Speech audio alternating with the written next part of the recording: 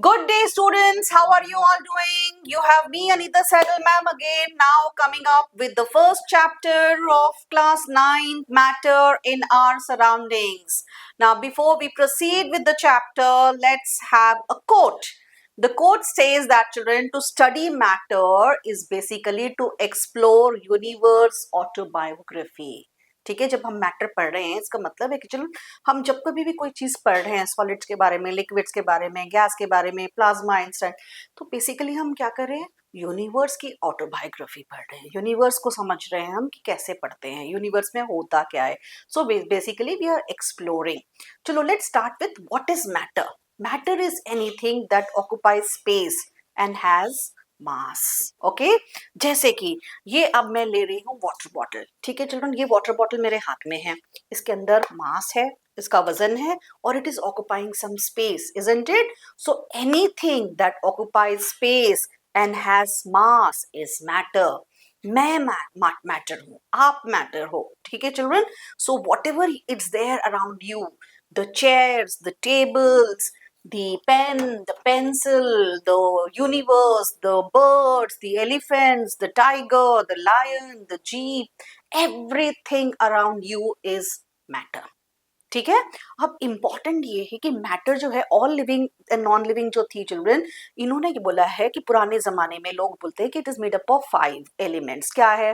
जैसे स्काई है, फायर है, अग्नि है, ये सब आपने पढ़ा ही होगा ना इन लोग. लेकिन चिल्ड्रन एक्चुअल जो मैटर होता है, मैटर को फिजिकल प्रॉपर्टीज में आपको समझना चाहिए. जैसे what are the physical properties of matter when you have to classify the matter. Chemical properties क्या होती है चिल्ड्रन? जैसे पेपर है, वो जल के क्या बनेगा, पे एक ऐश बन जाएगा, इजंट इट? केमिकल प्रॉपर्टीज में हम पढ़ते हैं कि फायर कैसे कार्बन प्लस ऑक्सीजन फॉर्म्स, ये हम नहीं पढ़ेंगे. हम बेसिकली जब मैटर को क्लासिफाई करेंगे, matter classification will be on the basis of the physical properties. So 4 main important children which हम जो मैटर के बारे में पढ़ेंगे वो है सॉलिड्स, लिक्विड्स, गैसेस. ये 3 तो आपके बुक में है. एक और इम्पॉर्टेंट है चिल्ड्रन, वो है प्लाज्मा. ठीक है, प्लाज्मा जो इसके लाइट्स में आता है, लाइटनिंग में आपको दिखता है, वो है प्लाज्मा. सॉलिड्स के बारे में बात करेंगे तो हमने बोला है सॉलिड्स में फिक्स्ड वॉल्यूम होता है, फिक्स्ड शेप होता है. लिक्विड्स क्या होता है children? Variable volume, variable volume होता है, उसका शेप जो होता है it takes the container's shape. Gases क्या होता है चिल्ड्रन? उसका वॉल्यूम भी अलग और उसका वॉल्यूम भी अलग, उसका शेप भी अलग, इजंट इट? और जो प्लाज्मा मैंने बोला चिल्ड्रन, उसमें लाइटनिंग वाइटनिंग में दिखता है, इजंट इट? सो एक और इम्पॉर्टेंट आपको बाद में ले दो, it's not a part which is called as Bose Einstein condensate. ठीक है, that is also a part of matter. This is on the matter, on the classification which is based on the physical properties. We are going to see how does matter look. कैसे दिखता है matter? Matter is made up of particles children. ठीक है, matter is made up of particles. अब हम ये जब हम बोल रहे हैं फिजिकल नेचर हम पढ़ रहे हैं, matter is made up of particles जो आप बोल रहे हैं, मैटर का जो होता है चिल्ड्रन रॉड शेप. हम लोग सोचते हैं कि अरे ये मैटर जो है एक रॉड शेप के जैसा है. ठीक है, और यहाँ नहीं तो हो सकता है सैंड के जो पार्टिकल्स होते हैं ना, ग्रेन्स जो होते हैं, उसके जैसा है क्या मैटर? क्योंकि सबके अपने अपने इमेजिनेशन है, सबको अपनी अपनी क्यूरियोसिटी होती है कि मैटर होता क्या है, whether it's like a solid iron और whether it's like a this. So children, if I am taking this glass which is filled with water, इसके अंदर मैं ऐड कर रही हूँ आपका नमक. ठीक है, अब जब नमक ऐड कर रही हूँ children, I am stirring it. When I am stirring it children, I have seen that the volume of this is not increasing, but the solute particles are going and occupying the spaces between the liquid. क्योंकि liquid के अंदर क्या होता है children, जो molecules, the particles जो होते हैं उसमें स्पेस होती है. सो वही जो नमक है इसमें जाके घुल गया है, isn't it? लेकिन मैंने देखा है कि इसका वॉल्यूम बदला नहीं है.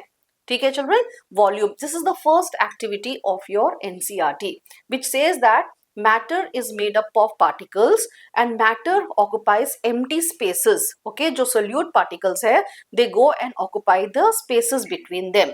So there is a mass, there is a volume which is matter.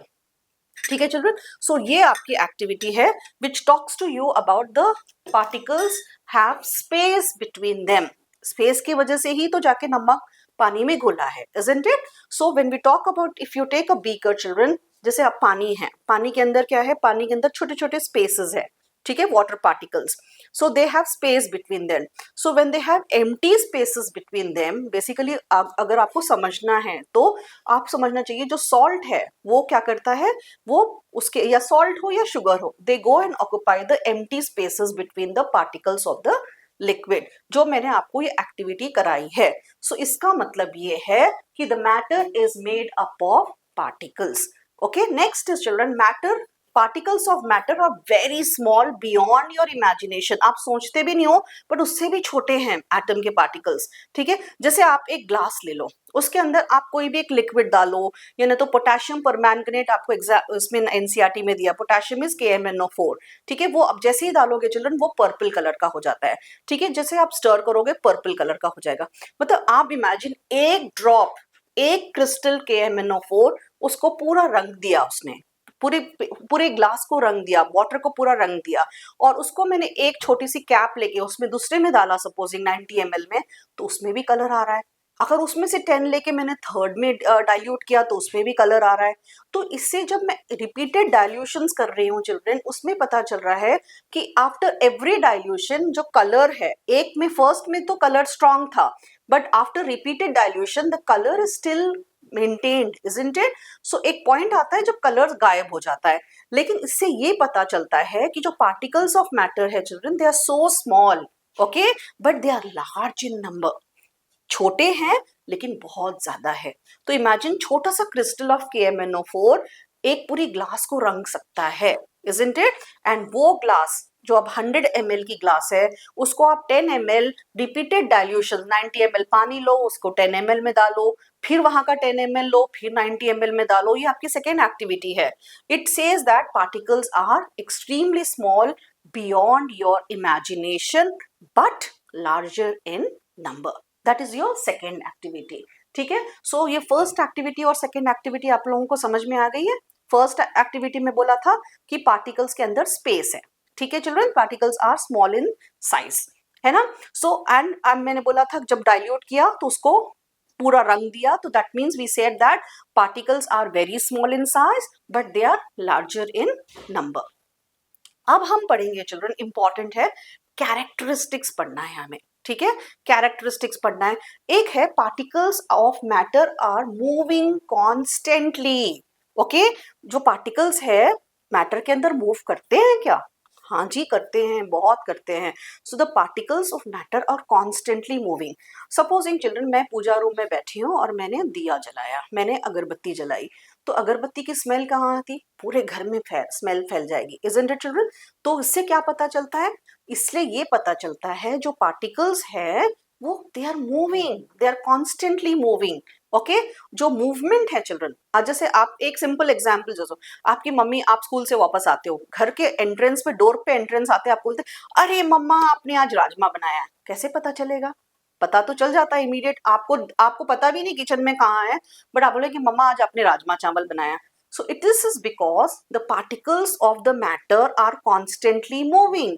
जो आपकी राजमा की स्मेल है चिल्ड्रन, वो डिफ्यूज भी है क्योंकि उसको काइनेटिक एनर्जी है. काइनेटिक एनर्जी कैसे? क्योंकि गरम राजमा है. जब गरम राजमा होता है चिल्ड्रन तो उसकी स्मेल जो है वो डिफ्यूज होती है. जैसे हमारे घर में पिज्जा आता है, ठीक है, जब गरम गरम आता है तो इवन अंदर रूम में बच्चा बैठा है तो अरे पापा आपने पिज्जा ऑर्डर किया है. कैसे पता चला है? डिफ्यूजन के थ्रू, क्योंकि पार्टिकल्स आर कॉन्स्टेंटली मूविंग. जैसे अगरबत्ती का एग्जाम्पल दे रही हूं मैं, उससे पता चल रहा है आपको कि particles are moving constantly. I am talking about the rajma which is been cooked by your mother, that is also. So as temperature rises, एक यार मूव क्यों कर रहे constantly? As temperature increases children, the kinetic energy of the particles is also increasing. ठीक है, so what is to be understood? Kinetic energy. Every particle possesses a kinetic energy and the kinetic energy moves or constantly moves or increases. Movement increases. Kinetic energy का जो movement है वो increase होता है. कैसे children? Temperature से. ठीक है, तो the particles of matter are moving constantly. इसका समझ में आ गया ना? आपको मैंने बोला स्पेस है, अब हमने पढ़ा था the particles of the thing are matter are continuously moving because as the temperature is increasing, the kinetic energy of the particles is also increasing. Okay,